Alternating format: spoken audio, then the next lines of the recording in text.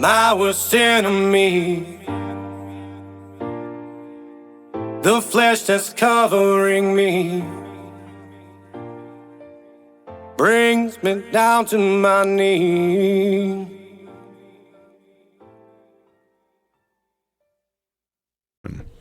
Welcome to Sermons in the Park, a ministry exploring biblical truth from the Word of God, focusing on the truths that help us in our daily walk with Christ in every aspect of our lives.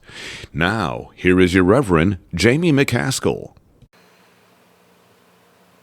Heavenly Father, we thank you for bringing us together today under this open sky, surrounded by your creation. Lord, in a world full of noise and distractions, I pray that you help us to be still. Help us to hear your voice. Hear it above all this static. Teach us, Lord, to rest in you, to draw near in quiet places, and to find peace in your presence. Open our ears, Lord. Soften our hearts. In Jesus' name we pray. Amen. Now, y'all have heard me talk about this before. You've read that title. You already know kind of where I'm headed with this because you've heard me talk about it before. And I reckon, to be honest, I'll keep talking about it until the Lord takes me home. You see, we live in honestly the noisiest generation in human history. Did you know that?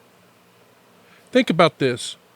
I bet that most of you listening right now woke up this morning to an alarm clock going off. But it wasn't a clock. It was an alarm on your phone. And the first thing you did was picked it up, checked your notifications, probably scrolled past some arguments, about 10 or 15 of them, about the same amount of selfies, way before your feet hit the floor and you decided to go brush your teeth. And isn't it a wonder why we all feel so overwhelmed, so anxious, so worn out? It's not just your bodies that's getting tired, brothers and sisters, it's your soul.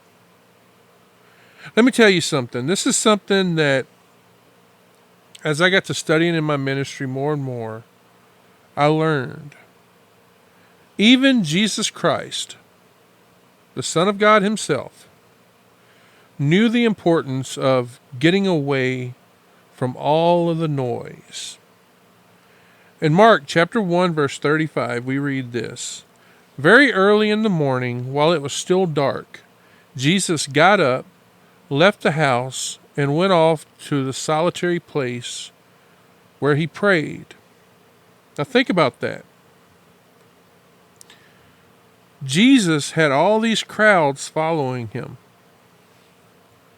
Folks who were just pressing in, wanting healed, wanting the demons removed from their bodies. There were Pharisees stirring up trouble all around him all the time. But he still made time to sneak away. Now, he didn't do this because he was lazy.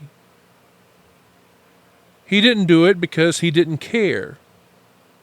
Jesus knew that if he didn't make time for stillness, for quiet, he'd burn out. He showed us that you can be full of the Spirit and still need a nap. We see this backed up in Luke chapter 5, verse 16. There we read, "But Jesus often withdrew to lonely places and prayed." Not just once. We see this often. That tells me something. If Jesus needed to unplug, then brothers and sisters, so do we. Amen? You see, the world has got way too much noise in it. I want to make sure you understand me here. I'm not telling you, like I know some preachers might, that the phone is the devil. No. There's nothing wrong with technology in and of itself. Think about it. We use it to share the gospel, don't we? We use it to check in on our loved ones, right? I have a father and mother, they live far away. I need this technology to stay in touch with them. I'm recording this sermon for you right now on a digital recorder, an expensive piece of technology. But that little rectangle in your pocket that some people call a black mirror, it's full of distractions. It's full of temptations. It's full of chaos. I've told you this in the past, but the devil doesn't always come to us with horns and a pitchfork. Sometimes he comes at us in push notifications. That endless scrolling that you find yourself doing when you have free time instead of reading your Bible. The 24 hours of bad news, because, the media doesn't have time to report the good stuff, do they? No, they want to report that bad news to you to keep you addicted to coming and reading more. Look at Psalm 46, verse 10. It says, "Be still and know that I am God." How are you going to be still when you've got Facebook dinging in your ear?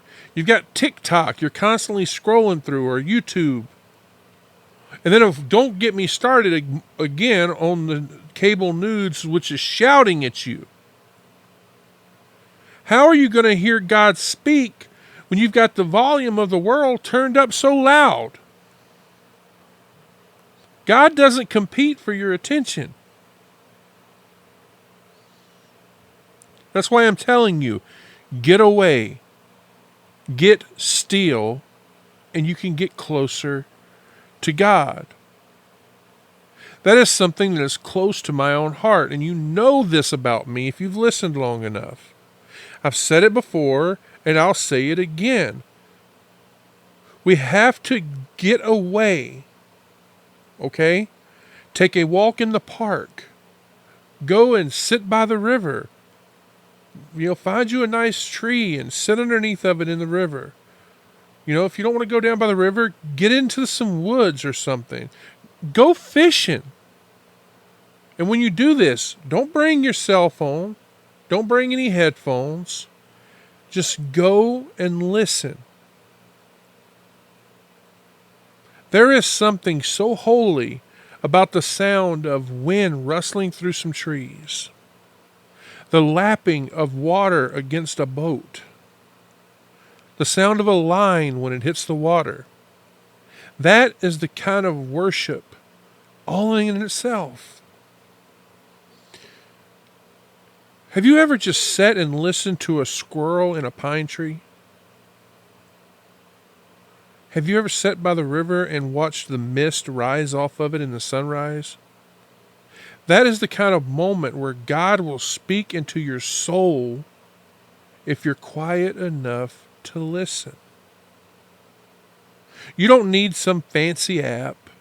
You don't need them guided meditations that people are so crazy about these days. You just need stillness.